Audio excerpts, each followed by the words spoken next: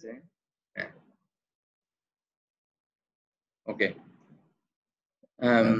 Sir এক minute, Sadia তুমি যদি রেকর্ড করতে পারো তাহলে রেকর্ডটা তুমি চালু করতে পারো। আচ্ছা ঠিক আছে, তো আমি শুরু করি। তা আমাদের ক্লাস হলো sociological recent development in sociological theories. তো এর মধ্যে তোমরা অনেক থিওরি পড়ে আসছো এবং classical sociological theories, contemporary sociological theories, হ্যাঁ, মডার্ন সোশ্যোলজিক্যাল থিওরিজ। আমরা যেহেতু তোমরা মাস্টার্স, আমি আমাদের থিওরিটিক্যাল আন্ডারস্ট্যান্ডিং এর এটা হলো এক ধরনের লাস্ট কোর্স, সেটা হলো ফর একাডেমিক সেশন। এটা হলো তোমার রিসেন্ট ডেভেলপমেন্ট সোশ্যোলজিক্যাল থিওরিজ। তো এক্ষেত্রে আমরা কিন্তু ফার্স্ট যে থিওরি নিয়ে আলোচনা করব সেই থিওরি হলো হ্যাবারমাস, জার্জেন হ্যাবারমাস। এবং তোমরা নিশ্চয়ই হ্যাবারমাসের নাম শুনেছো, তাই না? তো হ্যাবারমাস সম্পর্কে তোমাদের একটা আইডিয়া আছে, কেননা তোমরা কন্টেম্পোরারি সোশ্যোলজি থিওরিতে ওখানে পড়েছো। তোমরা হ্যাবারমাস সম্পর্কে জানো যে হ্যাবারমাস হলেন ক্রিটিক্যাল থিওরিজ, ক্রিটিক্যাল থিওরিজ বলা হয়, এবং হ্যাবারমাস হলেন ফ্রাঙ্কফুর্ট স্কুলের গবেষক। তো সেক্ষেত্রে তোমাদের একটা সাধারণ ধারণা আছে। তোমরা কি স্লাইড দেখতে পাচ্ছ? Yes, sir. জি স্যার, দেখা যাচ্ছে স্যার। আচ্ছা, তো হ্যাবারমাসের যে আইডিয়া, সেখানে আমি আবার একটু স্লাইডটা বড় করছি। এবার দেখো কেমন হচ্ছে। এবার কি আরো ক্লিয়ার? জি স্যার। কি বলো, আরো ক্লিয়ার হচ্ছে? Clear sir. Yes, sir. হ্যাঁ স্যার ঠিক আছে। আপনাকে মনে হয় অনেকেই মনে হয় আপনার হলো ইয়া করতেছে স্যার, জয়েনিং হওয়ার জন্য চেষ্টা করতেছে স্যার, ওখানে একটু দেখেন মানে। এখানে তো আমার কাজ থাকার কথা না, তাই না? স্যার জয়েনিং এর পারমিশনটা আপনিই দিবেন স্যার। কিন্তু তোমরা মানে তো জয়েন যারা, করে ফেলছো। জি স্যার।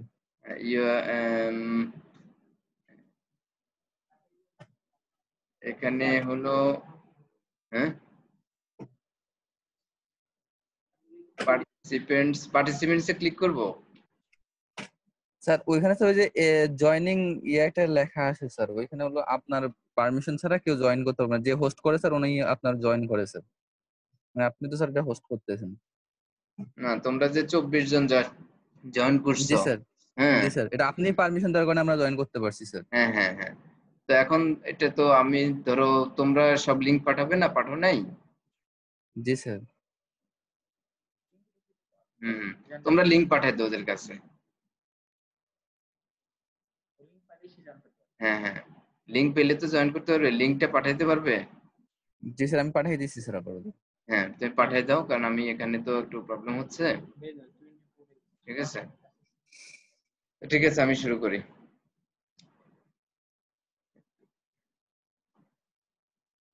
তো হ্যাবারমাস সম্পর্কে আমরা জানি যে হ্যাবারমাস হলেন সোশ্যোলজিস্ট এবং ফিলোসোফার।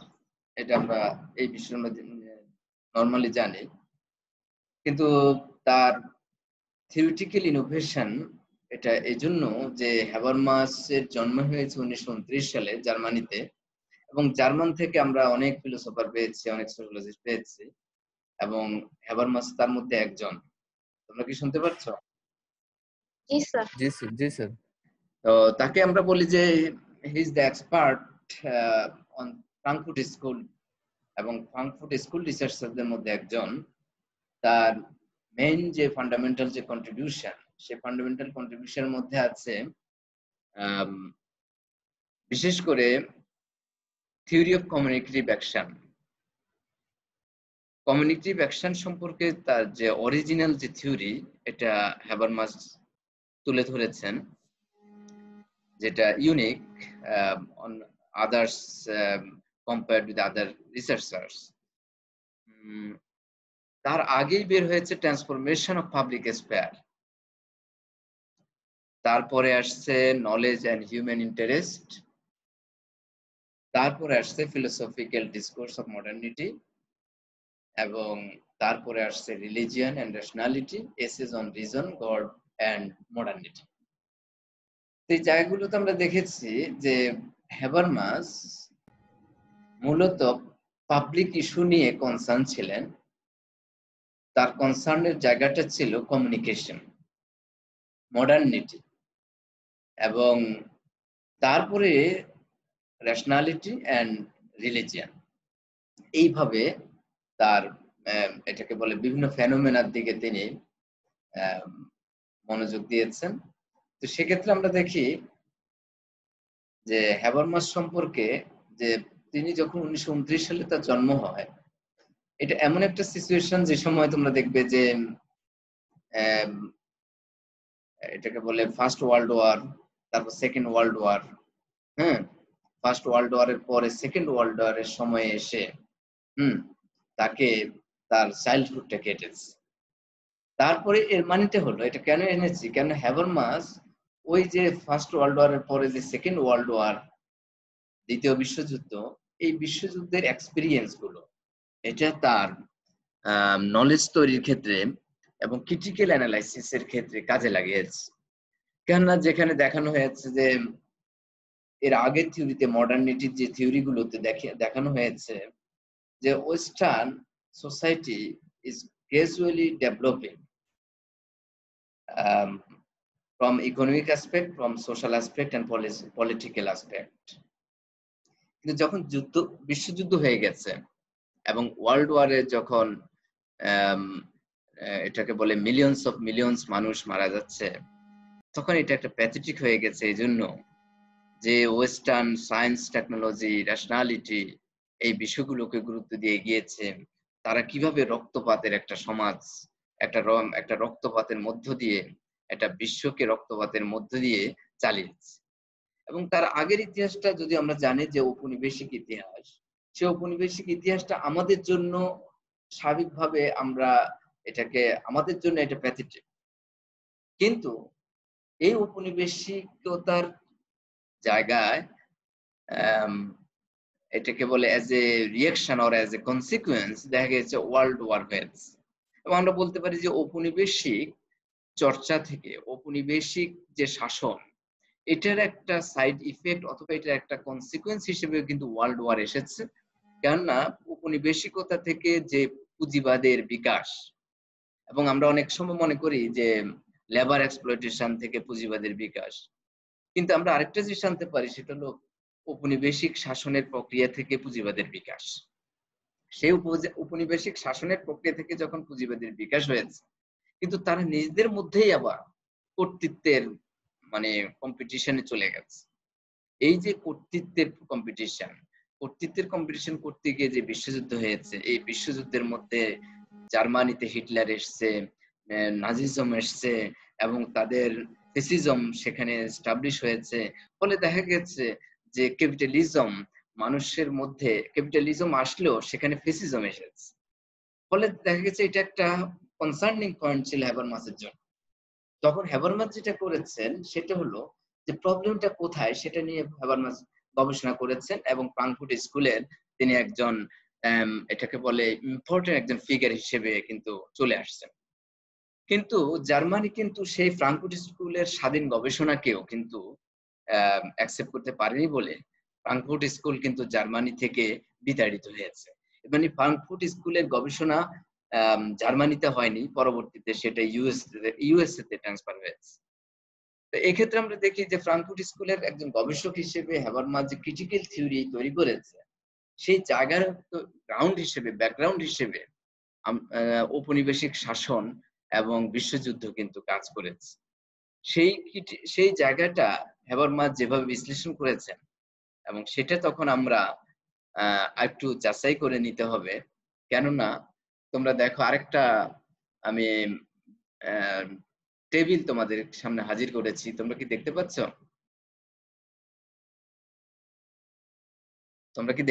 আমি আরেকটা টেবিল তোমাদের স্লাইড শোতে দেখিয়েছিলাম। না স্যার। No sir. দেখা যাচ্ছে? না স্যার, স্যার ওইটার উপর ক্লিক করেন তাহলে আসবে স্যার। 2 নম্বরটা? হ্যাঁ, 2 নম্বর। স্যার ওইটার উপর ক্লিক করেন তাহলে দেখা যাবে। আমি তো এই যে চেঞ্জ হচ্ছে না? না স্যার, চেঞ্জ হয় নাই স্যার। আচ্ছা, আমি তাহলে স্টপ শেয়ার দিয়ে আবার স্লাইড শেয়ার দিই। হ্যাঁ, জি স্যার, আবার ট্রাই করেন।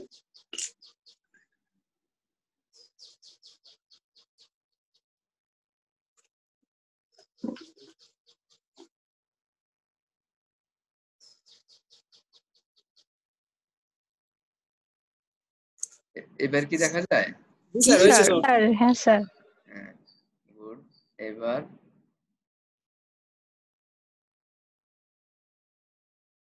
ফুল দেখা যাচ্ছে? জি স্যার। জি স্যার। হুম। জি স্যার। কি দেখা যাচ্ছে? আমরা Habermas and differences with Marx and Weber. Clear? জি স্যার। Is it clear? এখন স্যার। আমরা, হ্যাঁ, যদি না দেখা যায় বা আমার কথা শোনা না যায় তাহলে রেসপন্স করবে। হ্যাঁ, এখন এখন আমি বোঝানোর চেষ্টা করব যে আমরা বোঝার চেষ্টা করব হ্যাবারমাস কিভাবে পায়োনিয়ার যে sociologist Karl Marx and Weber, Max Weber থেকে ডিফারেন্ট।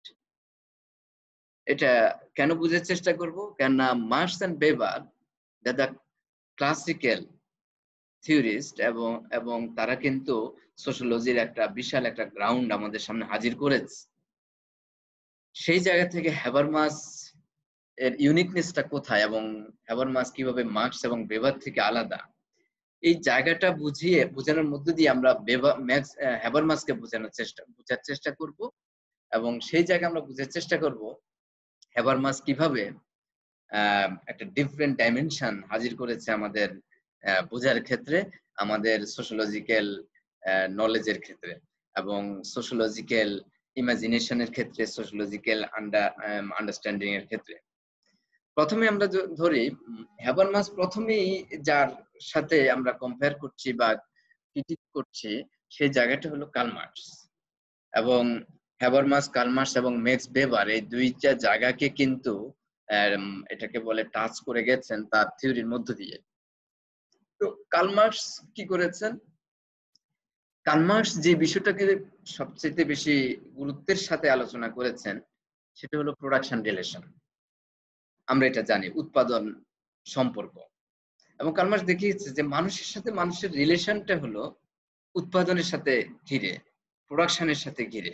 এর উৎপাদনের সাথে ঘিরে যে সম্পর্ক, সেই সম্পর্কটাকে আমরা মার্কস দেখিয়েছে ইকোনমিক ফর্মে, যে মানুষের সাথে মানুষের সম্পর্কটা হলো অর্থনৈতিক এবং অর্থনৈতিক কারণেই কেউ মালিক হয়, অর্থনৈতিক কারণেই কেউ শ্রমিক হয় এবং মালিক শ্রমিক সম্পর্কের মধ্য দিয়ে মানুষ একটা সামাজিক সম্পর্ক তৈরি করে।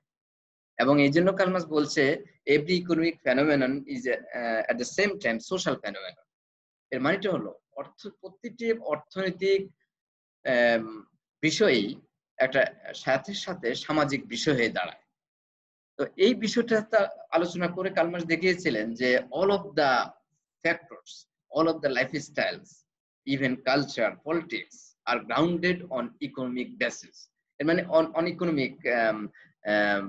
on economic sector. That means materialization of human life. সেই জায়গা থেকে আমরা দেখি যে কার্ল মার্কসের এগেইনস্টে হ্যাবারমাস কি বলেছে। হ্যাবারমাস বলছে যে production is a part of social life, not holistic social life, it doesn't represent the whole social life. তখন হ্যাবারমাস দেখিয়েছেন যে free communication is important in human life and social life, so communication is more pervasive than production. এবং Karl Marx দেখিয়েছিলেন যে প্রোডাকশনটা হলো একটা সবচাইতে বড় বিষয়, সবচাইতে ব্যাপক একটা বিষয়, কিন্তু হ্যাবারমাস দেখিয়েছেন যে কমিউনিকেশনটা হলো একটা ব্যাপক বিষয়। এখন কার্ল মার্কস দেখিয়েছিলেন যে প্রোডাকশন অর্থনৈতিক বিষয়টা হলো সবচাইতে মানুষের উপর প্রভাব বিস্তারকারী বিষয়। হ্যাবারমাস দেখিয়েছেন কমিউনিকেশন, এর মানেটা হলো যে মানুষের সাথে মানুষের যোগাযোগ, এটা কিন্তু খুবই গুরুত্বপূর্ণ একটা বিষয় এবং খুবই গুরুত্বপূর্ণ নয়, এবং এটার production is a part of communication. সেখানে হ্যাবারমাস কমিউনিকেশনকে কেন গুরুত্ব দিয়েছেন? এই জন্য যে আমরা যদি উদাহরণ দেই যে তোমাকে যদি কেউ পাহাড়ের উপর রেখে আসে, গহীন পাহাড়ের মধ্যে একাকী রেখে আসে, তোমাকে যদি অনেক খাবার দিয়ে আসে, কিন্তু তারপর কিন্তু তোমার কাছে কিন্তু থাকতে ইচ্ছে করবে না। যেমন একজন বয়স্ক মানুষ, বৃদ্ধ মানুষ তুমি দেখবে যে ঘরে আছে, সে বয়স্ক, তাকে যদি তোমার সন্তান হিসেবে তুমি সমস্ত এয়ার কন্ডিশন দিয়ে রাখো, খাবার দাবার দিয়ে রাখো, সবকিছু দিয়ে রাখো, তাও বলবে যে আমি এই জীবন চাই না, তাই না? কেন? কারণ there is no possibility of communication with any another. এর মানে communication is pervasive in every sphere of life. এর মানে যখন প্রোডাকশন হবে তখনও কমিউনিকেশন, যখন প্রোডাকশন হবে না তখনও কমিউনিকেশন। এর মানে communication is more purposive than production. যেমন আমরা দেখি যে প্রোডাকশন, কনজাম্পশন, ডিস্ট্রিবিউশন আমরা এভাবে ভাগ করতে পারি। প্রোডাকশনের পরেই তো আসে কনজাম্পশন, কনজাম্পশন ডিস্ট্রিবিউশন পরে আসে কনজাম্পশন। এর মানে আমরা প্রোডাকশনটাকে আর মানে একটা স্টেজ হিসেবে দেখতে পারি ইকোনমিক্যালিও, যে production is the first stage, then distribution, then consumption. কিন্তু আমরা দেখি যে কমিউনিকেশনটা এটা এমন একটা বিষয়, এটা সব জায়গার মধ্যে আছে। যখন আমরা প্রোডাকশনে যাই তখনও কমিউনিকেশন আছে, যখন আমরা ডিস্ট্রিবিউশনে যাই তখনও কমিউনিকেশন, যখন আমরা কনজাম্পশনে যাই তখনও কমিউনিকেশন। যেমন ধরো এখন তোমরা খাবে, রেস্টুরেন্টে খাবে অথবা বাসায় খাবে, তুমি দেখবে যে খাবারের মধ্যে সবাই গল্প করছে অথবা সবাই ডিসকাস করছে, হ্যাঁ, অথবা ইভেন তোমরা দেখা যাচ্ছে কেউ কথা বলছে, কথার মধ্যে দিয়ে খাচ্ছে। তাহলে দেখা যাচ্ছে যে কমিউনিকেশনটাকে কোথাও কিন্তু সেপারেট করা যাচ্ছে না। যেমন ধরো কৃষকরা মানে উৎপাদন করছে, কৃষকরা মাঠে উৎপাদন করছে, কিন্তু কমিউনিকেশন ছাড়া উৎপাদন করা যাচ্ছে না। এবং উৎপাদনের লক্ষ্য কি হবে, উৎপাদনকে কোথায় নিয়ে যেতে হবে এবং উৎপাদন কিভাবে ভালো হবে, এটা কমিউনিকেশন ছাড়া সম্ভব না। এবং কমিউনিকেশন এটা কি করে, এটা একটা আন্ডারস্ট্যান্ডিং লেভেল তৈরি করে। এবং আমি যখন উৎপাদন করব এর মধ্যে কিন্তু কমিউনিকেশন থাকবে। এবং তুমি দেখবে যে যখন উৎপাদন করছে মানুষ, তখন উৎপাদন করতে গিয়ে মানুষ কি করছে, মানুষ দেখা যাচ্ছে কৃষকরা উৎপাদন করতে গিয়ে দেখবে যে তারা একটা জারি গান, সারি গান, আধুনিক গান তারা শুরু করে দিয়েছে। হ্যাঁ, এই যে তারা যে এন্টারটেইন এর মধ্যে থাকছে, এটাও কিন্তু কমিউনিকেশন। আবার দেখা যাচ্ছে কিভাবে প্রোডাকশনটা ভালো করতে হবে, এটার জন্য তাকে কমিউনিকেশনের মধ্যে থাকতে হয়।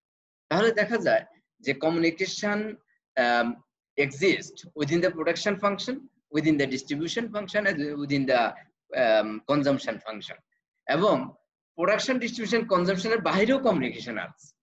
হ্যাঁ, কিন্তু যখন তুমি কনজাম্পশন করো তখন কিন্তু প্রোডাকশন থাকে না, যখন তুমি ডিস্ট্রিবিউশনে থাকো তখন কিন্তু প্রোডাকশন থাকে না, যদিও প্রোডাকশন কানেক্টেড, বা এটাকে বলে প্রোডাকশন ছাড়া ডিস্ট্রিবিউশন হয় না, প্রোডাকশন ছাড়া কনজাম্পশন হয় না।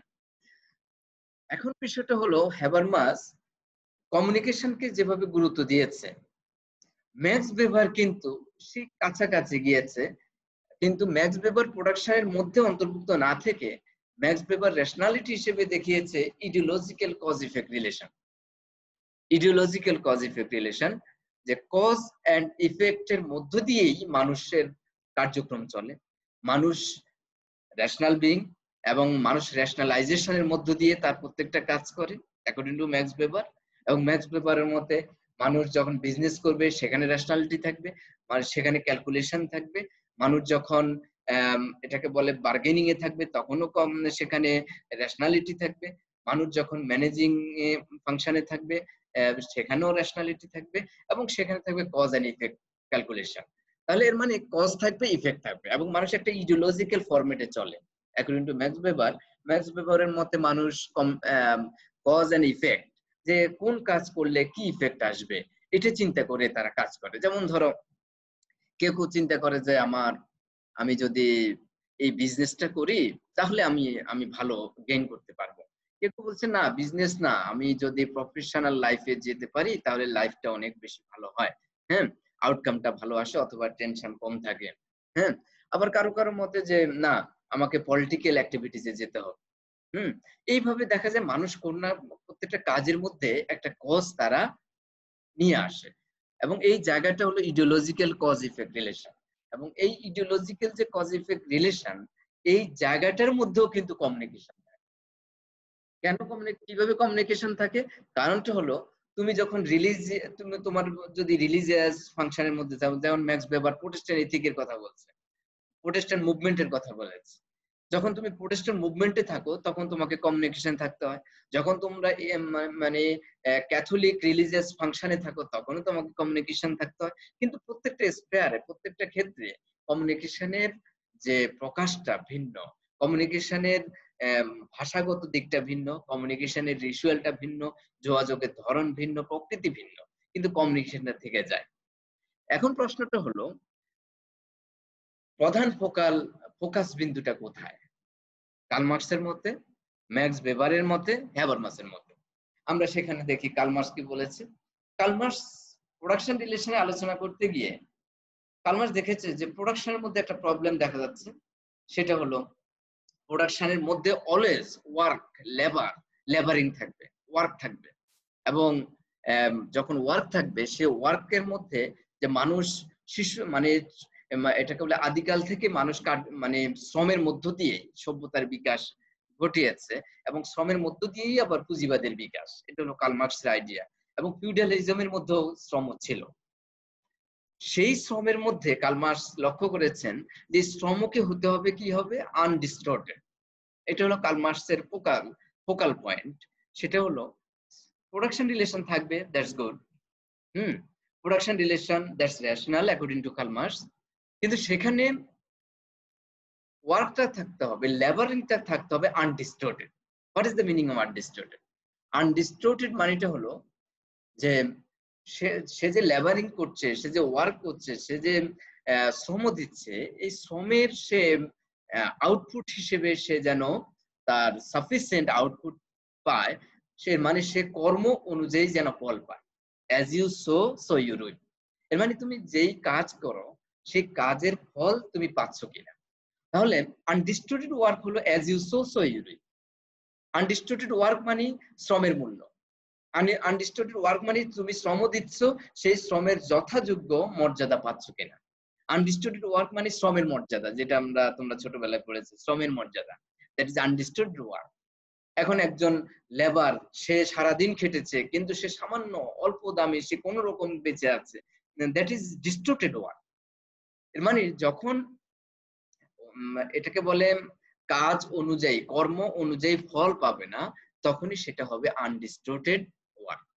এবং কার্ল মার্কসের আপত্তিটা ছিল এই জায়গায় যে যারা পুঁজিপতি, যারা বুর্জুয়া, তারা কাজ করে কম, অথবা তারা without work they gain huge profit, they capture huge profit, এবং that is distorted work. This is distorted work not only for the proletariat but also for the capitalist. Max ওয়েবারের জায়গায় আমরা এবার আসি।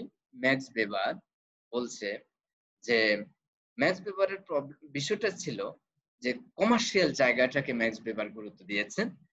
দেন কার্ল মার্কস কমার্শিয়াল জায়গাটাকে কি করেছেন, commercial জায়গাটাকে সাপোর্ট করেছেন, তবে আনডিস্টর্টেড ওয়ার্কের কন্ডিশন, যে labourer must not be exploited according to Karl Marx. এখন তো ম্যাক্স ওয়েবার মানুষকে কি হতে হবে, কমার্শিয়াল হতে হবে। মানুষের মধ্যে একটা অ্যাসেটিসিজম থাকতে হবে, মানুষের মধ্যে একটা সন্ন্যাসবাদী দৃষ্টিভঙ্গি থাকতে হবে। সেই সন্ন্যাসবাদীটা হলো সে অলওয়েজ কমার্শিয়াল হবে।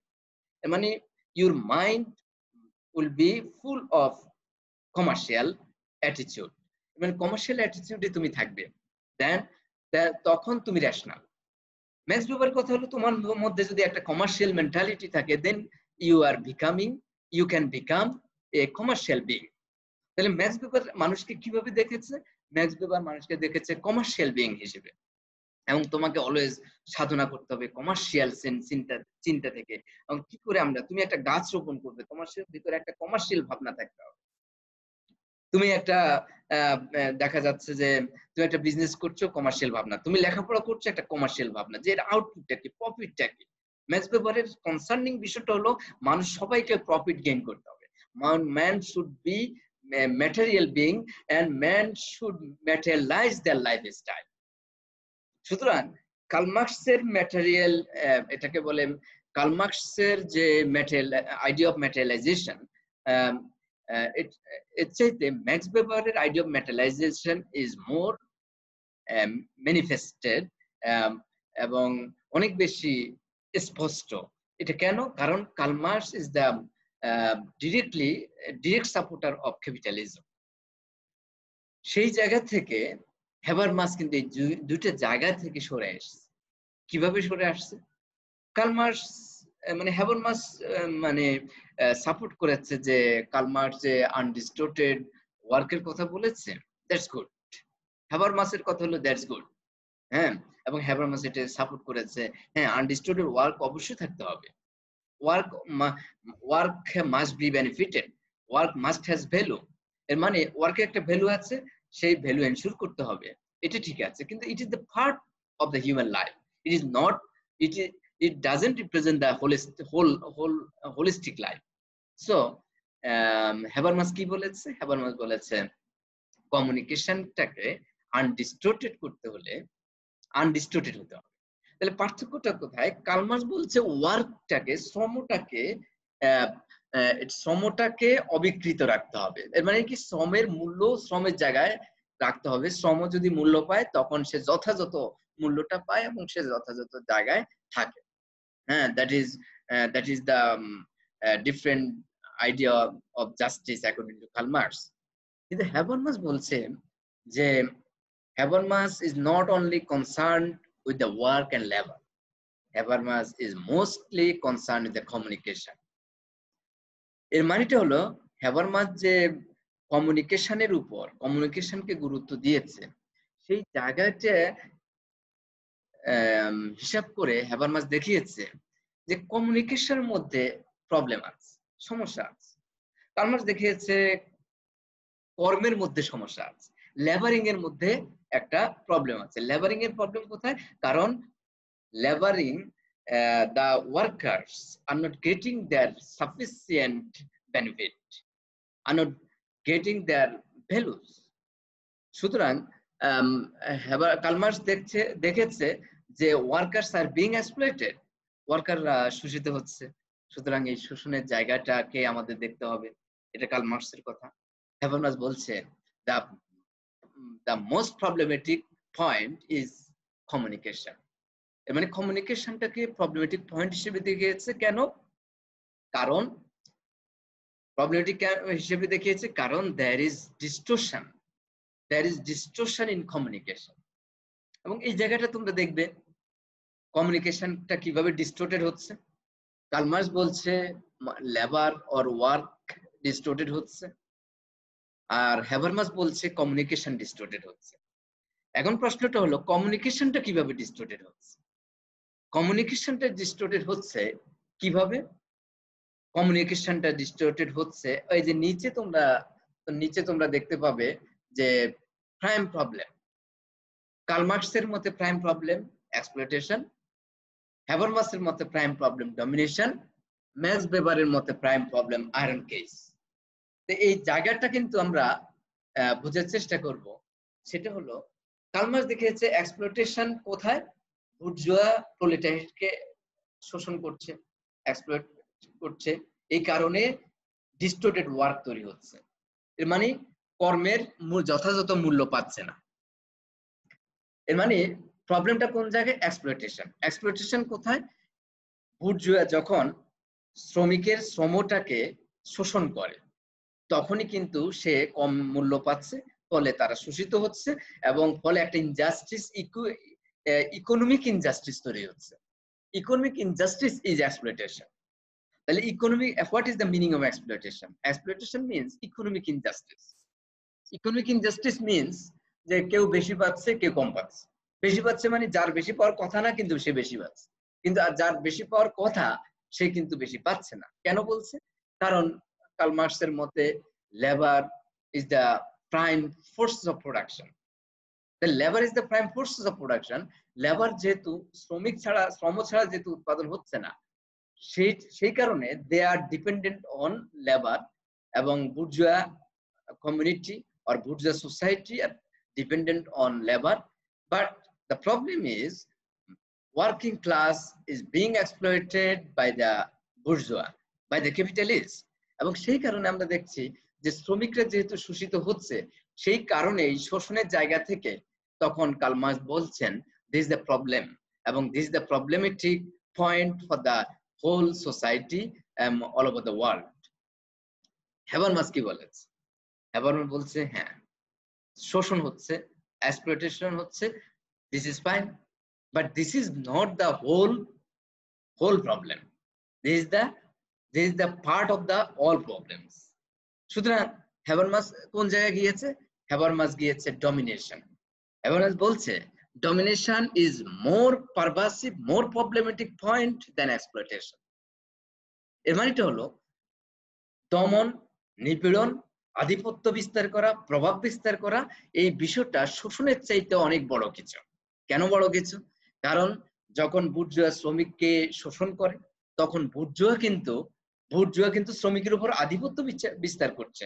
সুতরাং without domination exploitation cannot be possible, cannot be ensured. সুতরাং উইদাউট ডমিনেশন, এর মানে exploitation is the part of domination. এর মানেটা হচ্ছে ডমিনেশনের আন্ডারই কিন্তু এক্সপ্লয়টেশন। এর মানে যারা ডমিনেটর তারা কিন্তু এক্সপ্লয়েট করতে পারে, কিন্তু এক্সপ্লয়টেশন শুধুমাত্র ইকোনমিক বিষয়টাকে বোঝায়, কিন্তু ডমিনেশন শুধুমাত্র ইকোনমিক বিষয়কে বোঝায় না। এর মানে হ্যাবারমাস আরো বড় পরিসরে গিয়ে বলেছেন যে না, প্রত্যেক পরিবারের মধ্যে ডমিনেশন হতে পারে, সোসাইটির মধ্যে ডমিনেশন হতে পারে, অর্গানাইজেশনের মধ্যে ডমিনেশন হতে পারে, রাষ্ট্রের মধ্যে ডমিনেশন হচ্ছে, ওয়ার্ল্ড ইন্টারন্যাশনাল রিলেশনের মধ্যে ডমিনেশন হচ্ছে, হ্যাঁ, কিন্তু কম বেশি এক্সপ্লয়টেশন সব জায়গায় আছে, কিন্তু without domination exploitation is not possible. তো সুতরাং domination is more powerful problem than exploitation. কিভাবে দেখিয়েছেন? কারণটা হলো, তুমি দেখো এখন আমরা যে এই যে তোমরা দেখছো যে এখন যে মুভমেন্টটা হচ্ছে সেটা হলো এন্টি রেপিস্ট মুভমেন্ট, তোমার এন্টি রেপ মুভমেন্ট, এবং রেপদের এই যে তোমরা বিশেষ করে নারীরা যে ধর্ষিত হচ্ছে এবং ধর্ষকদের বিরুদ্ধে যে একটা আন্দোলন আমরা দেখছি, এটার মধ্যে আমরা কি দেখছি? Is it economic term? It's more cultural, দো দে আর কানেক্টেড উইথ পলিটিক্যাল। কিন্তু আমরা এখানে দেখি ডমিনেশন, এখানে আমরা দেখি যে রেপ যে হচ্ছে এই জায়গার মধ্যে কোন প্রবলেমটা মানে সবচেয়ে বড় আকার আমরা দেখতে পাচ্ছি, এই জায়গাটার মধ্যে হলো ডমিনেশন। যেমন আমরা বলি যে পরিবারের মধ্যে একটা পুরুষতন্ত্র তান্ত্রিক ব্যবস্থা কায়েম আছে, হ্যাঁ, অলিখিত ভাবে হোক কিন্তু প্রতিষ্ঠিত আছে, এবং নারীরা এই পুরুষতান্ত্রিক জায়গাটাকে খুবই এটাকে বলে মার্ক করছে, যে প্রত্যেকটা পরিবারে যেভাবে বা অধিকাংশ পরিবারে যেভাবে পুরুষতন্ত্র কায়েম আছে, এই জায়গাটার ব্যাপারে তারা কনসার্ন। কিন্তু পুরুষতন্ত্রের মধ্যে কি আছে? হ্যাঁ, পুরুষতন্ত্র এক্সপ্লয়েট করে নারীকে, এটা আমরা বলতে পারি। পুরুষতন্ত্রের কারণেই দেখা যায় নারীর সম্পদ কুক্ষিগত হয়, নারী সম্পদের অধিকার পায় না, হ্যাঁ, সেখানে একটা এক্সপ্লয়টেশন আছে। কিন্তু what is the pervasive point? Pervasive point is domination. Domination মানেটা কি? ডমিনেশনটা হলো তোমাকে যদি নিয়ন্ত্রণ করা যায় তাহলে শোষণ করা সহজ। সুতরাং মালিক যে শুধু শ্রমিককে শোষণ করছে তা না, তোমার পুরুষও কিন্তু নারীকে শোষণ করছে। সুতরাং এটা আর বুর্জোয়া প্রোলেটারিয়েটের পয়েন্টের মধ্যে থাকছে না। সুতরাং এটা একটা বড় পরিসরের মধ্যে চলে আসছে, যে জায়গাটা হ্যাবারমাস গুরুত্ব দিয়েছে। হ্যাবারমাস গুরুত্ব দিয়ে বলেছে যে ডমিনেশন কোথায় পাবে? ডমিনেশন পাবে পরিবারের মধ্যে। পরিবারে কিভাবে? পরিবারের মধ্যে দেখা যায় পুরুষ এখন কর্তা, পুরুষ নিজেকে কর্তা মনে করে, পুরুষ নিজেকে শাসক মনে করে, পুরুষ নিজেই আবার শোষক হয়ে যায়। তাহলে আমরা দেখি যে শাসক সে শোষক হতে পারে এবং তার কর্তৃত্বের কারণে। এবং তোমরা দেখবে যে এটাকে বলে আরেকজন তাত্ত্বিকের কথা আমি তোমাদের বলছি, পাওলো ফ্রেইরে, তোমরা সেটা নাম লিখতে পারো। পাওলো ফ্রেইরে কিন্তু তার পেডাগজি অফ দ্য অপেস্ট এই বইতে কিন্তু উল্লেখ করেছেন যে বর্তমান সময়ে সবচেয়ে গুরুত্বপূর্ণ থিম হলো আধিপত্য। শোষণ শব্দটা উল্লেখ না করে তিনি উল্লেখ করেছেন আধিপত্য। তাহলে আধিপত্য কেন? কারণ আধিপত্য বিস্তারের মধ্য দিয়েই কিন্তু সমাজে মানুষ মানুষকে শোষণ করছে। তাহলে কেউ শোষণ করছে, কেউ শোষিত হচ্ছে, এবং এটার মধ্যে যে বিষয়টা কাজ করে সেটা হলো ডমিনেশন। এখন আমরা বলি যে ডমিনেশন কি শুধু এক্সপ্লয়টেশনের মধ্যেই আবদ্ধ? না, ডমিনেশনের উদ্দেশ্য শুধু শোষণ না, কারণ ডমিনেশনের একটা উদ্দেশ্য হলো শোষণ, কিন্তু ডমিনেশন অন্যের উপর কর্তৃত্ব করা, এটার মধ্যে কিন্তু এক ধরনের প্লেজার আছে। সুতরাং it's not only economic but also psychological. তাহলে তোমরা দেখবে একজনের উপর ডমিনেট করার মধ্যে একটা আনন্দ পায়। তুমি দেখবে একজনের কথা মতো, অর্ডার মতো, ও আমার কথা মতো চলে যাচ্ছে, ও আমার অর্ডার মতো চলে যাচ্ছে, দেখেছো, ওকে আমি আমার অর্ডারে চলতে বাধ্য করে, এবং এর মধ্যে ইকোনমিক বেনিফিট নাও থাকতে পারে, কিন্তু সে যে তাকে তার আনুগত্য করতে বাধ্য করেছে, এটার মধ্যে সে যে আনন্দ পায়। এবং অনেকে দেখবে যে কেন অনেকে রাজনৈতিক বিভিন্ন ক্ষমতা, বিভিন্ন পদ পদবি পেতে চায়, কেন? হয়তো তুমি বলবে হ্যাঁ এটার মধ্যে শোষণ আছে, হ্যাঁ শোষণ যদি শোষণ করার সুযোগও যদি কম থাকে, তারপরেও কিন্তু সে ডমিনেশনের জায়গায় যাবে। কেন যাবে? কারণটা হলো মানুষের উপর আধিপত্য বিস্তার করা, মানুষের উপর প্রভাব বিস্তার করা, মানুষের উপর কর্তৃত্ব করা, এটার মধ্যে একটা সাইকো প্লেজার রয়েছে। এই প্লেজারের জায়গা কিন্তু মানুষের, যেমন ধরো অনেকের অনেক অর্থ সম্পদ আছে, অনেকের বহু অর্থ সম্পদ আছে, তার বাড়ি আছে, গাড়ি আছে, অনেক সম্পদ আছে, তারপরে বলছে আচ্ছা আপনার কি আর সব আশা পূরণ হয়েছে? সে বলছে না, আমার এখনো সব আশা পূরণ হয়নি। তখন বলছে আচ্ছা তাহলে কি আপনার কি আশা রয়েছে?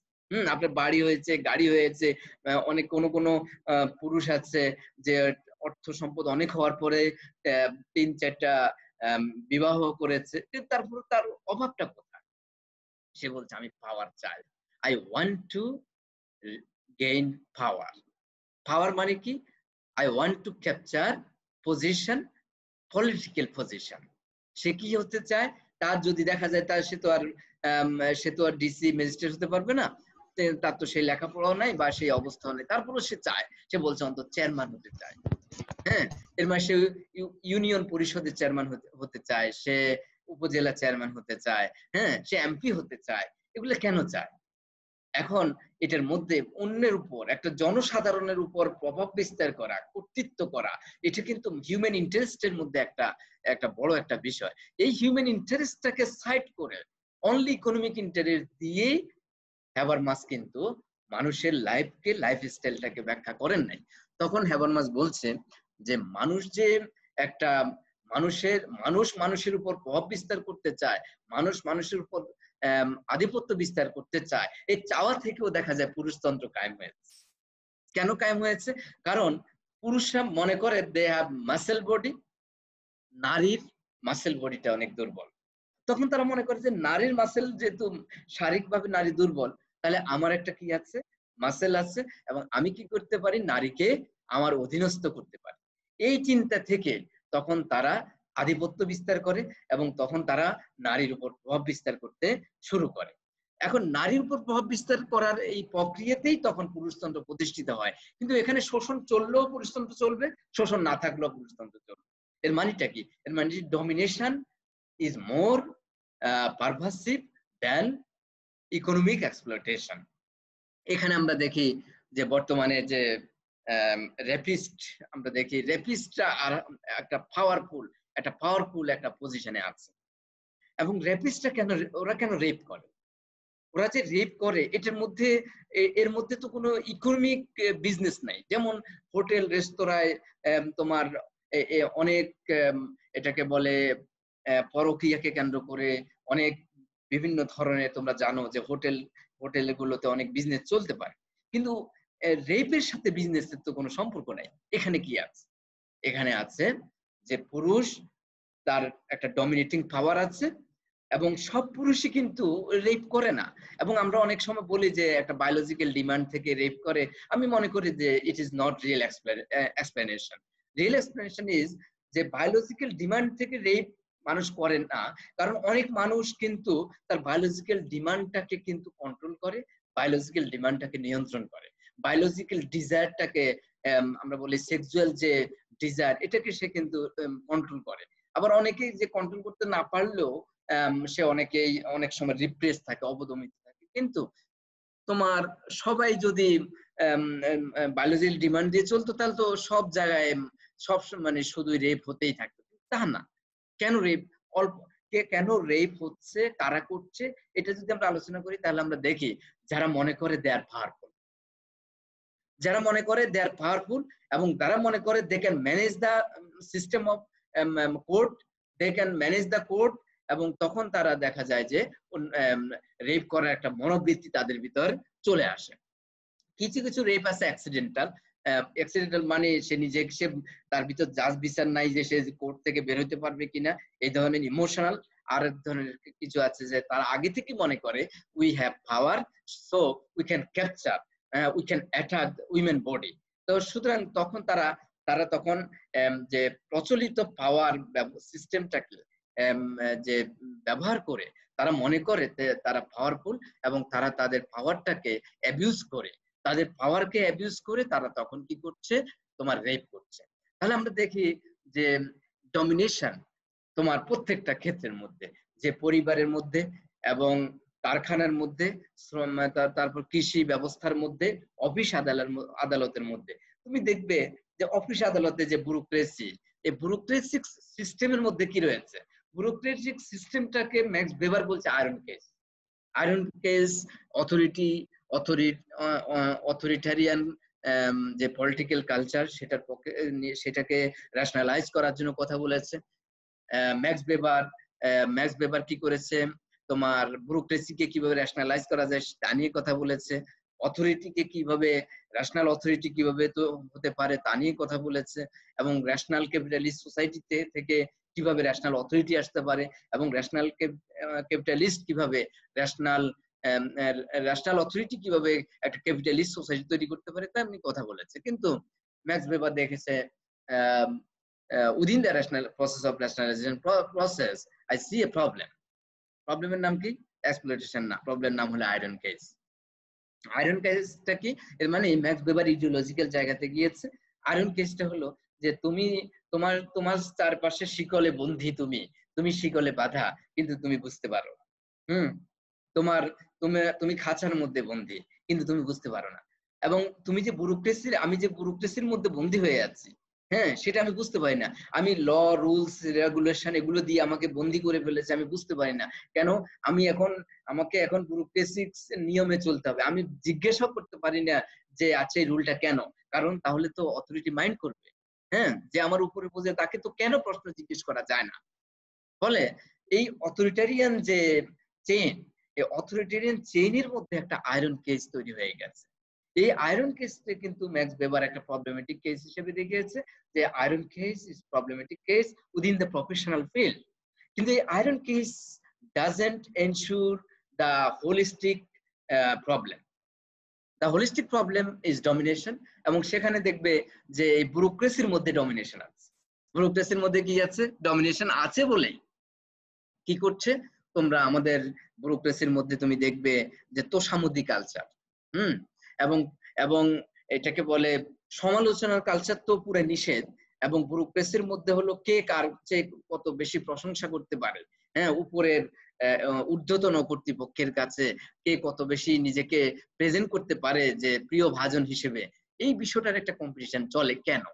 কারণ that is domination within the system of bureaucracy. তাহলে ডমিনেশন মানে কি? যে আমাকে উপরের ঊর্ধ্বতন কর্তৃপক্ষকে তুষ্ট করতে হবে। ঊর্ধ্বতন কর্তৃপক্ষকে যদি আমি তুষ্ট করতে না পারি তাহলে তো আমার লাইফে গেইন করা যাবে না। তখন সে মনে করে ডমিনেশনটাকে মেনে নিয়ে আমার লাইফ গেইনটাকে এনশিওর করতে হবে। তখন সে মেনে নিচ্ছে ডমিনেশনকে, যে আয়রন কেসটাকে সে মেনে নিচ্ছে। কিন্তু এখন আমরা দেখি তাহলে আমরা দেখবো যে আধিপত্যটা এটা এমন একটা সিস্টেম যে এইটা মানুষ কমিউনিকেশনের মধ্য দিয়েই জারি রাখে, মানুষ মানে যোগাযোগের মধ্য দিয়েই জারি রাখে। তুমি দেখো ঘরের মধ্যে এটা প্রাগৈতিহাসিক থেকে আমরা জানি যে তোমার নারীকে এটাকে অর্ডার মতো চালানোর একটা কালচার আমাদের সমাজে পুরুষদের মধ্যে চালু দীর্ঘদিন ধরে চলে আসছিল। আবার দেখা যায় নারীকে আবার অর্ডারের মধ্যে রাখতে চায় কে? শাশুড়ি। এটাকে আমরা হিস্টোরিক্যালি আমরা কিন্তু এটা দেখি, এবং এখনো অনেক ঘরে এটা দেখা যায় যে যখন সে আইডেন্টিটি হিসেবে তোমার ফিমেল হিসেবে না বউ আইডেন্টিটি হিসেবে থাকবে, তখন শাশুড়ি তাকে নিয়ন্ত্রণ করবে। এই যে একটা পূর্ব এক ধরনের ট্রেডিশন, এই ট্রেডিশনটাকে মেনে নেওয়ার মধ্য দিয়ে কি রয়েছে, কি বলবৎ আছে, সেটা হলো ডমিনেশন। এই ডমিনেশনটা তোমার কি করছে, ডমিনেশনটা কমিউনিকেশন সিস্টেমের মধ্যেই, কমিউনিকেশনের প্যাটার্নের মধ্যেই কিন্তু চালু আছে। যেমন ধরো তুমি একজনের সাথে কথা বলবে, তর্ক করবে, তর্ক করতে গিয়ে দেখবে একজন রাগ উঠে গেছে, দুজন তো তর্ক করছো, দুজন তো ডায়লগের মধ্যে আছো, কিন্তু ডায়লগের মধ্যেও কিন্তু ডমিনেশন আছে। তাহলে ডমিনেশন উইদিন দ্য কমিউনিকেশন। কিভাবে? কারণটা হলো তুমি যখন ডায়লগ করছো, তুমি যখন কথা বলছো, এই কথা বলার মধ্য দিয়ে তুমি একটা যুক্তি দিয়েছো, ওই যুক্তিটা সে মানছে না, কিন্তু সেই যুক্তিটা না মানে সে যুক্তিটা মানতে চায়ও না, তখন সে দেখাচ্ছে যে একটা রাগ ক্ষোভ সে দেখাচ্ছে।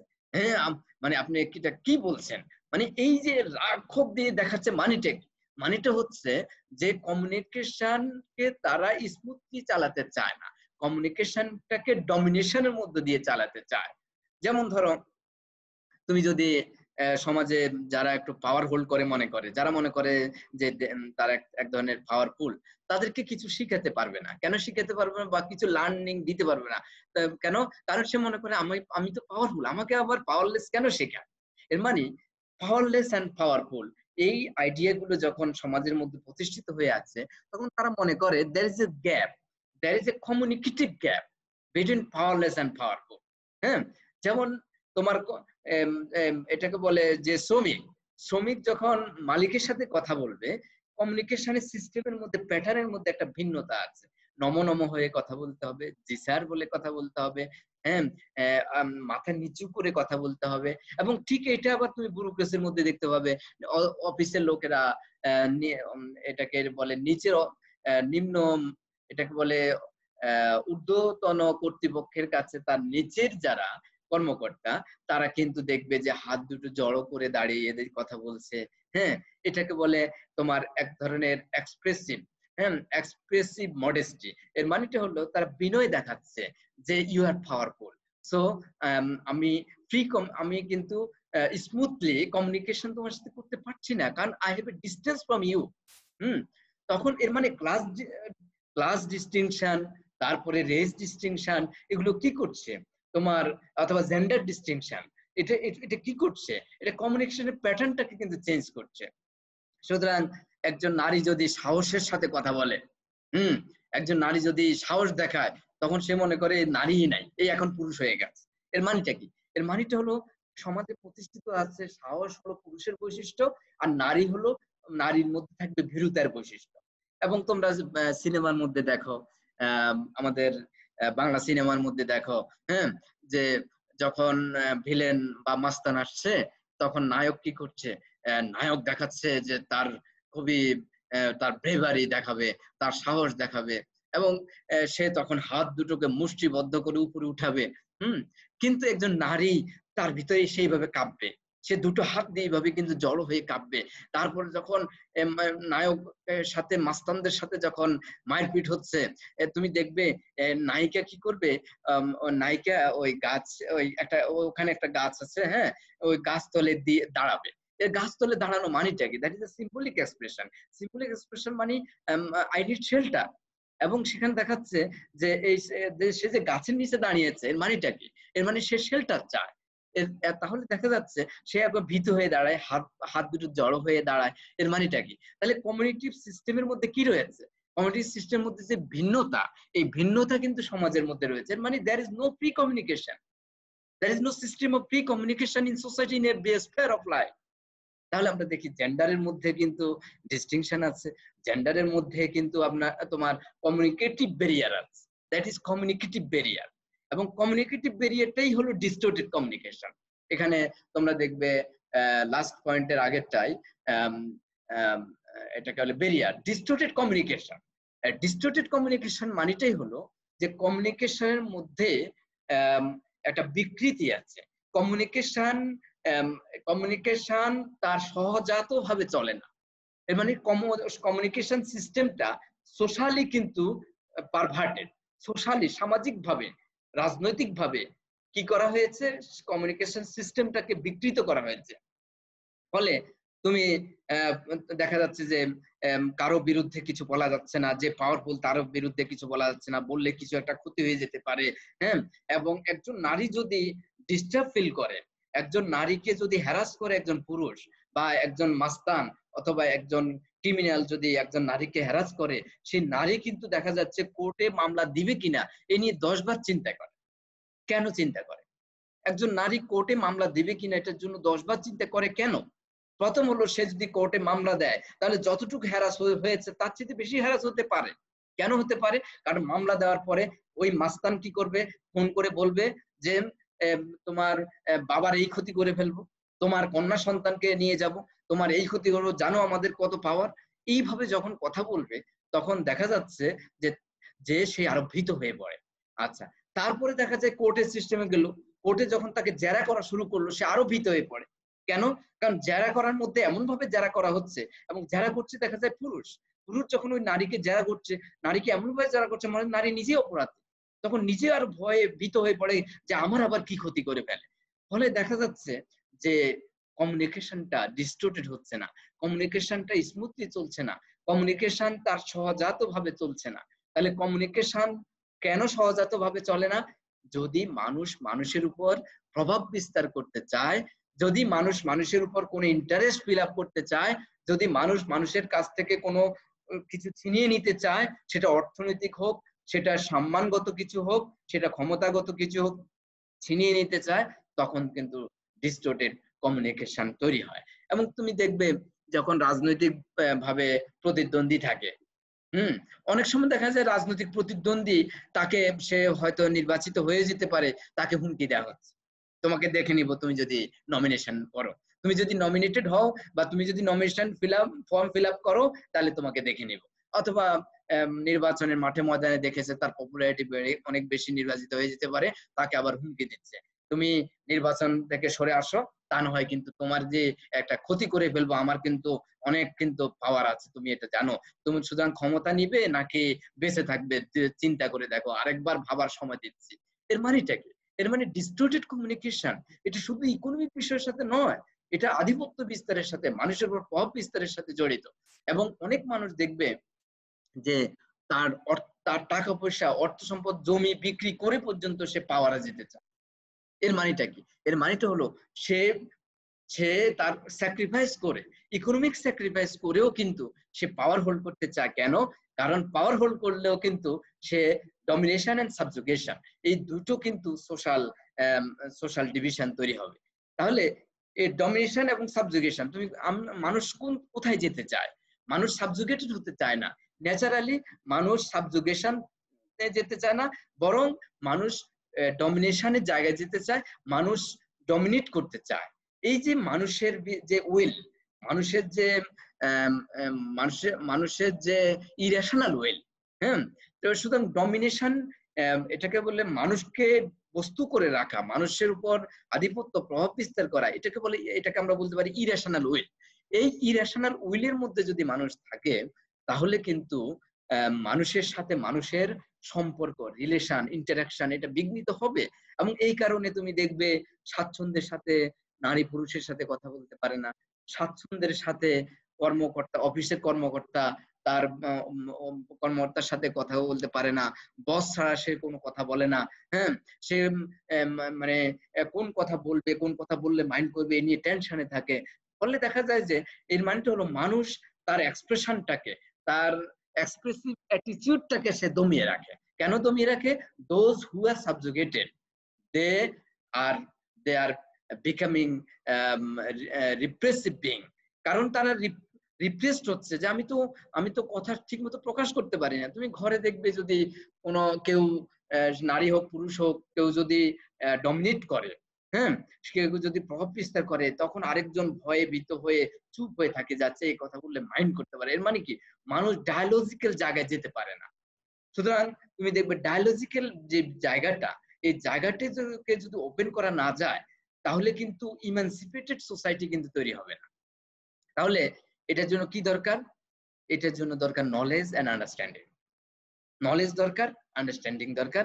আমাদের বুঝতে হবে মানুষের একটা ভ্যালু আছে, হিউম্যান লাইফের একটা ভ্যালু আছে, মানুষের জীবনের একটা মূল্য আছে, এবং আমি যদি মানুষকে মূল্য দিতে পারি, মানুষও আমাকে মূল্য দিবে, এই বিষয়টা কিন্তু আমরা বুঝতে পারি না। সুতরাং we have lack of knowledge. আমরা মনে করি আমরা পাওয়ারে গেলে একটা কিছু করব, কিন্তু আগামী দিন তো আমাকে পাওয়ার থেকে সরে যেতে হবে, তখন আমার কি হবে? এর মানে we have no we are not concerned about our future. We are highly concerned about present and nearly future. আমরা সামনে কি হবে আমরা একটু দেখতে চাই, বর্তমানে কি হচ্ছে এটা দেখতে চাই, কিন্তু অদূর ভবিষ্যতে কি হবে এই নিয়ে আমরা ভাবতে চাই না। কিন্তু মানুষের যখন ডেপথ নলেজ তৈরি হয়, মানুষের যখন আন্ডারস্ট্যান্ডিং লেভেলটা বাড়ে, তখন মানুষ কি করতে পারে? একটা কমিউনিকেটিভ সোসাইটি তৈরি করতে পারে। Communicative society is interactive society. এর মানে সোশ্যাল ফ্র্যাকশন তৈরি হয় যখন মানুষ সঠিকভাবে কমিউনিকেশন করতে পারে না। তাহলে মানুষ যদি সঠিকভাবে কমিউনিকেশন করতে না পারে, তাহলে কিন্তু মানুষের সাথে মানুষের দূরত্ব তৈরি হয়, সোশ্যাল ডিস্টেন্স তৈরি হয়। মানুষের সাথে মানুষের সোশ্যাল ডিস্টেন্স কে তৈরি করে দিয়েছে? আমরা বলি ইকোনমি না, সিস্টেম অফ কমিউনিকেশন। আমরা বলি যে ওর টাকা বেশি, এর টাকা কম, এই বলেই কিন্তু আমরা বলি যে এটা দূরত্ব রয়েছে। কিন্তু না, তুমি দেখবে যে যার টাকা বেশি আর যার টাকা কম, তারা কিন্তু কিভাবে ইন্টারাকশন করে? তারা মনে করে যে নিচু মনে করে তাকে কিন্তু এটাকে ট্রিট করে নেগেটিভলি, নেতিবাচক ভাবে যখন ট্রিট করে, তখনই কিন্তু তারা ওই ধরনের ল্যাঙ্গুয়েজে কথা বলে, গরিব, ছোট লোক, হ্যাঁ, এই ধরনের ল্যাঙ্গুয়েজ ব্যবহার করে কথা বলে। তাহলে ল্যাঙ্গুয়েজ দিয়ে বোঝা যাচ্ছে যে তাদের সাথে রিলেশনটা কেমন। অনেক সময় দেখা যাচ্ছে যে মানুষ যদি ওই জায়গাটা, এটা বলে সোশ্যাল ডিস্টেন্সটাকে যদি কমিয়ে রাখে, যদি মনে করে যে না, আমার আন্ডারস্ট্যান্ডিং বলছে ও শ্রমিক, ও মানুষ, আমার অর্থ সম্পদ আছে, আমিও মানুষ, হ্যাঁ, ওর ছাড়া আমারও চলে না, আমি ছাড়া ও চলে না, হ্যাঁ, এর মানে ইন্টারডিপেন্ডেন্সি। মানুষের ভিতর যদি এই কনসেপশনটা থাকে যে আমাদের ইন্টারডিপেন্ডেন্সি দ্য সোশ্যাল রিয়েলিটি, ইন্টারডিপেন্ডেন্সি, এর মানে কৃষক ছাড়া তোমার উৎপাদন হবে না, কৃষক ছাড়া এটাকে বাজারজাতকরণ হবে না, তোমার শ্রমিক ছাড়া উৎপাদন হবে না, তখন তারা মনে করবে যে কারো ছাড়া তো কেউ চলবে না, নারী ছাড়া পুরুষ চলবে না, পুরুষ ছাড়া নারী চলবে না। সুতরাং আমরা যখন মনে করি যে ইন্টারডিপেন্ডেন্সি ইজ দ্য সোশ্যাল রিয়েলিটি, এই বিষয়টা যখন আমরা মনে করি যে ইন্টারডিপেন্ডেন্সি ইজ দ্য সোশ্যাল রিয়েলিটি, এই জিনিসটা যখন আমরা মনে করব, তখন আমাদের আন্ডারস্ট্যান্ডিং লেভেলটা ডেভেলপ করবে।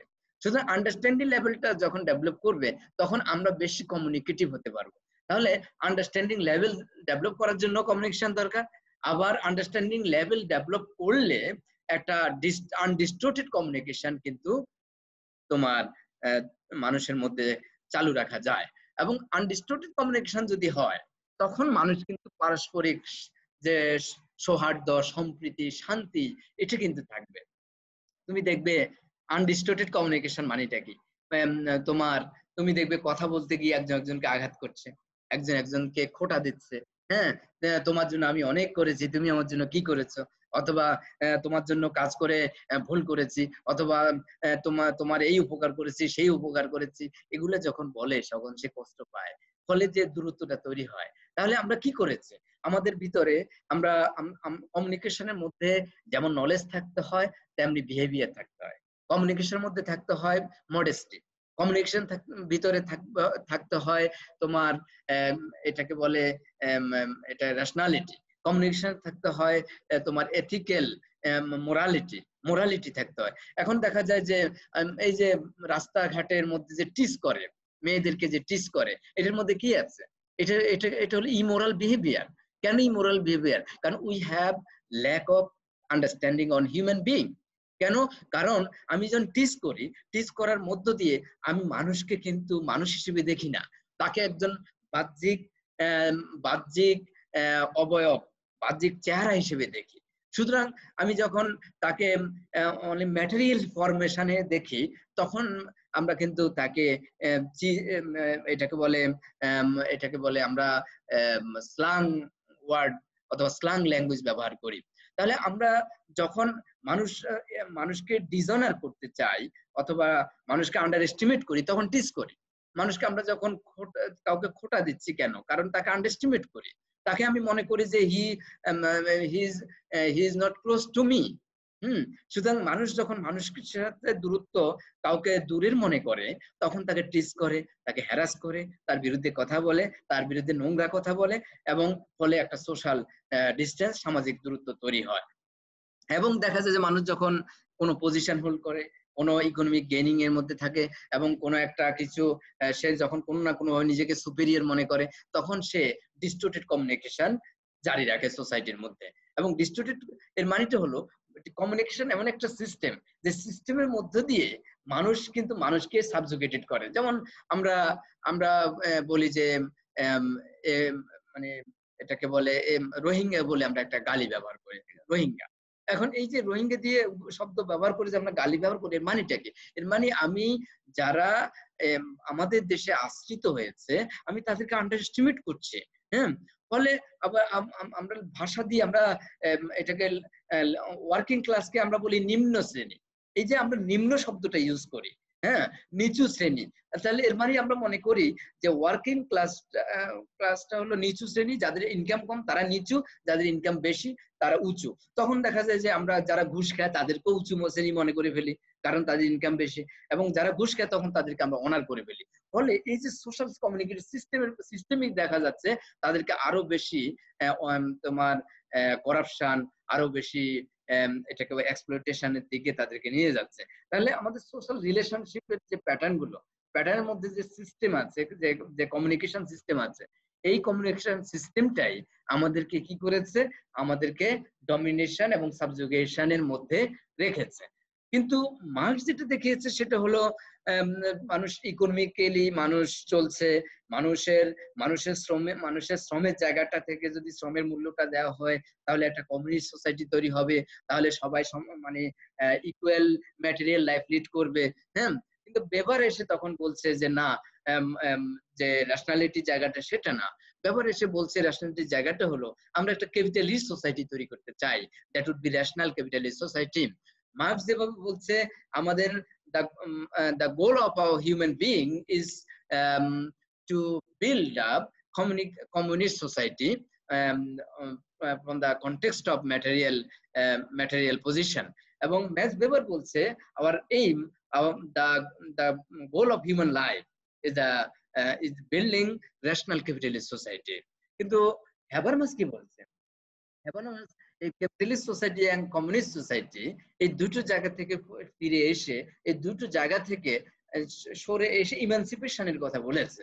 এর মানেটা হলো যে capitalism cannot be goal, capitalism cannot be goal, communism cannot be goal, rather emancipation can be goal of human life. এর মানেটা হলো যে মানুষকে যে ক্যাপিটালিজম এবং কমিউনিজম এই দুই বাউন্ডারির মধ্যেই থাকতে হবে তা না, মানুষ কতটুকু সামাজিকভাবে নিয়ন্ত্রণ মুক্ত, মানুষ কতটা স্বাধীন, কতটা ফ্রিডম অফ লাইফ তারা লিড করতে পারছে, এই জায়গাটাকে অ্যাড্রেস করেছে হ্যাবারমাস। এবং অ্যাড্রেস করতে গিয়ে হ্যাবারমাস তখন বলছেন যে আমাদের গোলটাই হতে হবে ইমানসিপেশন, মুক্তি, এবং মুক্তির দাবিটা হবে আমাদের প্রথম। এবং তুমি দেখো যে পাওলো ফ্রেইরের কথা আমি যেখানে বলছি, পাওলো ফ্রেইরও কিন্তু বলছে আমাদের মুক্তির দাবিটা হলো সবচেয়ে গুরুত্বপূর্ণ বিষয়। এবং মুক্তির জন্য যে জায়গাটা দরকার, এটা পাওলো ফ্রেইরও বলছে যে মুক্তির জন্য দরকার সুবিন্যস্ত এবং সুষম যোগাযোগ ব্যবস্থা। এবং যোগাযোগ ব্যবস্থা নিজেই কিন্তু একটা যোগাযোগ ব্যবস্থা কিন্তু একটা উত্তম সমাজ আমাদেরকে দিতে পারে, যে সমাজের মধ্যে সৌহার্দ্য, সম্প্রীতি থাকবে, ভালোবাসা থাকবে। আমরা যে বলি লাভ অথবা অ্যাফেয়ার, আমরা যে কথাগুলো বলি, তো লাভ মানেটা কি? লাভ মানেটা হচ্ছে ইন্টারাকশন। হ্যাঁ, লাভ মানেটা হচ্ছে অ্যাটাচমেন্ট। তোমরা কি শুনতে পারছো? হ্যাঁ, আমার শেষের দিকে ক্লাস আরেকটু। তো লাভ অ্যাফেয়ার আমরা এই বিষয়গুলো বলি। লাভ অ্যাফেয়ারের মধ্যে আমরা কি দেখি? লাভ অ্যাফেয়ারের মধ্যে আমরা কি চাই? আনডিস্টোর্টেড কমিউনিকেশন। অথবা যখন ম্যারেজ হয়, বিবাহ হয়, এর মানে কি? আমরা চাই দুজনের মধ্যে বন্ধন হোক, নারী এবং পুরুষ অথবা বর কনে, এর মধ্যে কি হয়? বন্ধন হবে, বন্ধন হয়ে কি হবে, তারা সৌহার্দ্য সমৃদ্ধির সাথে বসবাস করবে। আমরা বিষয়টা একটু অনলি বায়োলজিক্যালি দেখি না, আমরা শুধু বায়োলজিক্যালি দেখলে হবে না, কারণ মানুষের biological demand is not whole demand. মানুষের ডিমান্ডটা হলো কমিউনিকেশন, ডিমান্ডটা হলো ইন্টারাকশন, মানুষের ডিমান্ড হলো সৌহার্দ্য সমৃদ্ধি, মানুষের সৌহার্দ্য হলো একান্ত মানে পারস্পরিক স্বাচ্ছন্দ্যে বসবাস করা। এর মানে এটাকে বলে পারস্পরিক ভাবে শান্তিতে বসবাস করা। তো শান্তিতে কিভাবে বসবাস হবে? ধরো কমিউনিকেশন সিস্টেমের মধ্যে যদি হয় ডমিনেশন, অর্ডারিং এর মধ্যে যদি চালানো হয় তাহলে কিন্তু ডমিনেশন থাকে না, ডমিনেশন থাকে। আমরা যদি দেখি যে বিবাহের আগে মানুষের মধ্যে কি প্র্যাকটিসটা দেখি, যখন কেউ অ্যাফেয়ার এর মধ্যে থাকে তখন আমরা একটা মানে এক ধরনের আনডিস্টোর্টেড কমিউনিকেশন দেখি। কেন? কারণ অ্যাফেয়ার এর মধ্যে হয় যে প্রত্যেকে দেখবে, অ্যাফেয়ার এর মধ্যে যে প্রত্যেকের ব্যাপারে কনসার্ন, এবং তখন তাদের প্রত্যেকের ল্যাঙ্গুয়েজ গুলো দেখবে অনেক সুন্দর, এবং ল্যাঙ্গুয়েজ গুলো যখন অনেক সুন্দর হয় তারপরে তারা চিন্তা করে আচ্ছা আমরা তো পরস্পরের মধ্যে আন্ডারস্ট্যান্ডিংটা ভালো এসেছে, এবং আমাদের কমিউনিকেশনের মধ্যেও বোঝা যাচ্ছে যে we are equal, we are friend, we are becoming close two one another. আমরা একে অপরের কাছে এসেছি। কাছে কিভাবে এসেছে? আমরা কমিউনিকেশনের মধ্য দিয়ে বুঝেছি যে we are close. Communication language আমাদের বলে দিচ্ছে we are close, so we can get together, we can get into marriage. আমরা বিবাহের দিকে যেতে পারি, কারণ আমরা আশা করি আমরা এখন শান্তিতে বসবাস করতে পারবো। কিন্তু দেখা যাচ্ছে অনেক সময় দেখা যায়, বেশিরভাগ ক্ষেত্রে দেখা যাচ্ছে বিয়ের পরে ওই কমিউনিকেশনটা স্মুথলি আর থাকে না। সেখানে দেখা যায় যে সোশ্যাল যেই প্র্যাকটিসটা, ডমিনেশন, অর্ডারিং এর মধ্যে চালানো, অন্যের হস্তক্ষেপ, আরেকজনের তৃতীয় পক্ষের হস্তক্ষেপ, অথবা একজন বলছে এটা তো নারীর কাজ, এটা তো পুরুষের কাজ, এটা কেন পুরুষ করবে, তারপরে এইভাবে কেন কথা বলবে, এইভাবে করে একটা সোশ্যাল অর্ডারিং এর মধ্যে মানুষ থাকছে।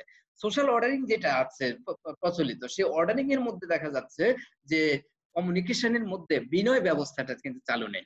তাহলে কমিউনিকেশনের মধ্যে যখন জ্ঞানের অভাব থাকে, বিনয়ের অভাব থাকে, তখন কিন্তু মানুষকে মানুষ আদি প্রভাব বিস্তার করে। একজন ডমিনেটর হয়, আরেকজন সাবজুগেটেড হয়। ফলে দেখা যায় যে মানুষের দূরত্ব বাড়তে থাকে, সামাজিক দূরত্ব বাড়তে থাকে, শ্রেণী দূরত্ব বাড়তে থাকে, এবং জাতিগত দূরত্ব বাড়তে থাকে। এবং দেখা যায় যে এই জায়গাটা সলভ করতে হলে, এই যে হিউম্যান সোশ্যাল প্রবলেম, এই সোশ্যাল প্রবলেমটাকে সলভ করতে হলে দেখা যায় যে আমাদের কমিউনিকেটিভ অ্যাকশনে যেতে হবে, এবং তোমার ন্যাশনাল কমিউনিকেশনের মধ্যে যেতে হবে। এই কমিউনিকেটিভ অ্যাকশনের মধ্যে দিয়ে, কমিউনিটির অ্যাকশনের মধ্য দিয়ে সোশ্যাল যে সিস্টেমগুলোকে রিঅর্ডারিং করতে হবে, সিস্টেমগুলোকে সুন্দর করে সাজাতে হবে। কিন্তু দেখেছে এই কমিউনিকেশনের যে ডিস্টরশন, কমিউনিকেশনের যে বিকৃতি, অথবা কমিউনিকেশন বা যোগাযোগ ব্যবস্থার যে বিকৃতি সাধন হচ্ছে, এর মধ্য দিয়ে প্রত্যেকটা সিস্টেম, তোমার প্রত্যেকটা সেক্টর, প্রত্যেকটা অর্গানাইজেশন কি হয়েছে, ডিসঅর্গানাইজড হয়ে যাচ্ছে। সিস্টেমের মধ্যে একটা ফ্র্যাকচার দেখা দিয়েছে, প্রবলেম দেখা দিয়েছে। ফলে অর্থনৈতিক, রাজনৈতিক, সাংস্কৃতিক সব দিকগুলো কিন্তু মানে অথরিটারিয়ান হয়ে গেছে, এবং সেখানে স্লেভারি চালু আছে। তোমার সেখানে মানুষের উপর দমন নিপীড়ন চলছে, শোষণ চলছে, আধিপত্য চলছে, এবং ফলে অধিকাংশ মানুষই কিন্তু নিয়ন্ত্রিত হয়ে আছে। এই যে অধিকাংশ মানুষ যে নিয়ন্ত্রিত হয়ে আছে, অধিকাংশ মানুষ অত্যাচারিত হয়ে আছে, সেই অত্যাচারিতের জায়গা থেকে তোমার মুক্তির জন্য, ইমানসিপেশনের জন্য মানুষকে কিন্তু নলেজ এবং আন্ডারস্ট্যান্ডিং এর জায়গাগুলোকে গুরুত্ব দিতে হবে, এবং সেই জায়গাগুলোকে ডেভেলপ করতে হবে। এবং মানুষ যদি ম্যাজিক্যাল ব্যবহারের কথা অনুযায়ী ম্যাজিক্যাল বিলিফের মধ্যে থাকে, তাহলে মানুষ কিন্তু রেশনাল হতে পারবে না, মানুষ কিন্তু আন্ডারস্ট্যান্ডিং এর জায়গাগুলোকে গুরুত্ব দিতে পারবে না, মানুষ কিন্তু মানুষকে বুঝতে পারবে না। ফলে ম্যাজিক্যাল বিলিফের ম্যাজিক বিলিফের মধ্যে না থেকে তাকে রেশনালি চিন্তা করতে হবে, তাকে চিন্তা করতে হবে রিয়েলিটি নিয়ে, তাকে চিন্তা করতে হবে তাদের সোশ্যাল ফিউচার নিয়ে এবং হিউম্যান ফিউচার নিয়ে তাকে চিন্তা করতে হবে। তাকে চিন্তা করতে হবে যে আমরা কিভাবে পারস্পরিক শান্তিতে একটা সমাজে মানুষ বসবাস করতে পারে, একটা সমাজে কিভাবে মানুষের মধ্যে সম্প্রীতি থাকবে, একটা সমাজে কিভাবে মানুষ এটাকে বলে সুখ ও স্বাচ্ছন্দ্যে বসবাস করতে পারবে, এবং সেটার জন্য পরস্পরের সাথে কিভাবে যোগাযোগ ব্যবস্থা চালু করে একটা নেটওয়ার্ক সোশ্যাল এটাকে বলে ন্যাশনাল সোশ্যাল নেটওয়ার্ক তৈরি করতে পারে, এবং এর মধ্য দিয়ে মানুষ একটা ইমানসিপেশনের স্বপ্ন দেখতে পারে। সেই ইমানসিপেশন মানে মানব মুক্তির জন্য তারা যেতে পারে, সেই লক্ষ্য এটাকে বলে পূরণ করার জন্য যেন মানুষ কাজ করতে পারে। এই জায়গা থেকে তখন হ্যাবারমাস, কার্ল মার্কস এবং বেভারের জায়গা থেকে ভিন্নভাবে উঠে এসেছে, এবং এই জন্য আমরা হ্যাবারমাসের আলোচনাটাকে বর্তমানের প্রেক্ষাপটে অনেক গুরুত্বপূর্ণ হিসেবে আমরা দেখেছি। তো নেক্সট ক্লাসে আমি শুরু করব, নেক্সট ক্লাস বৃহস্পতিবার এবং একই সময়ে, এবং সেখানে হ্যাবারমাসের থিওরির উপর আমি ক্লাস শুরু করব। এবং আজকের ক্লাসটা হলো যে এটা background and general conception of Habermas in terms of difference with Marx and Weber. তো ধন্যবাদ তোমাদের, আজকে এই পর্যন্ত। ধন্যবাদ প্রথম ক্লাস আমাদের নেওয়ার জন্য। হ্যাঁ স্যার বলো। স্যার ওই যে প্রথমে স্যার হ্যাবারমাস সম্পর্কে একটা স্লাইড দিছিলেন না স্যার, ওই স্লাইডটা একটু আবার একটু দ্রুত দিতেন স্যার, মানে আমি একটু লিখতে বাকি ছিল স্যার। প্রথমেই যেটা দিছিলেন স্যার, জন্মসাল কি যেন লেখা ছিল স্যার। আচ্ছা আচ্ছা, আরে ওইটা স্ক্রিনশট দিয়ে রাখ। হ্যাঁ শুধু শো দিলেই হবে স্যার, স্ক্রিনশট দিব স্যার। স্ক্রিনশট দিয়ে রাখ। আচ্ছা আমি স্যার এক নাম্বার স্লাইডে আবার ক্লিক স্যার করেন। এক নাম্বার স্লাইডটা স্যার এখানে দেখা যাচ্ছে স্যার, আপনি 2 নাম্বারটা পড়াছেন না স্যার, 1 নাম্বারটা স্যার। এটা স্যার প্রথমটা হ্যাঁ স্যার, হ্যাঁ স্ক্রিনশট আচ্ছা, মারো। ঠিক আছে। আমি কিভাবে স্টপ করব, এই যে রেকর্ডিং অটো সেভ হয়ে যাবে স্যার। স্যার আপনি কেটে দিলে অটোমেটিক গুলো মনে হয় হয়ে যাবে না? আপনি কেটে দিলে সবকিছু। জি স্যার। আচ্ছা ঠিক আছে। তো তোমরা ক্লাস কি বুঝতে পারছো? জি স্যার। Yes sir. হ্যাঁ তোমরা যদি তোমরা এই রেকর্ডিংটাকে তোমরা তোমাদের কাজে লাগাবে এবং পরেও শুনবে এবং তোমরা লিখবে, ঠিক আছে? এবং তোমরা ওই রেকর্ডিংটা লিখবে এবং এটা তোমাদের অনেক কাজে লাগবে, জীবনের জন্য কাজে লাগবে, শুধু পরীক্ষা না, ঠিক আছে? এবং তারপরে তোমরা এটা ইভেন তোমরা এটাকে ফেসবুকে শেয়ার করতে মানে তোমাদের যেখানে তোমাদের শেয়ার করতে চাও, কারণ নলেজটাকে যদি ছড়ানো হয় না, তো নলেজ যদি ছড়ানো হয় তখন সেটা মানুষের জন্যই কাজে লাগে, ঠিক আছে? জি স্যার। ঠিক আছে, আজকে এই পর্যন্ত। আমার আরেকটা ক্লাস আছে, ঠিক আছে? ভালো থাকবেন স্যার। আসসালামু আলাইকুম। স্যার আসসালামু আলাইকুম স্যার। ওয়ালাইকুম স্যার। আচ্ছা একজন দাও সালাম। আসল মনিটরিং করে।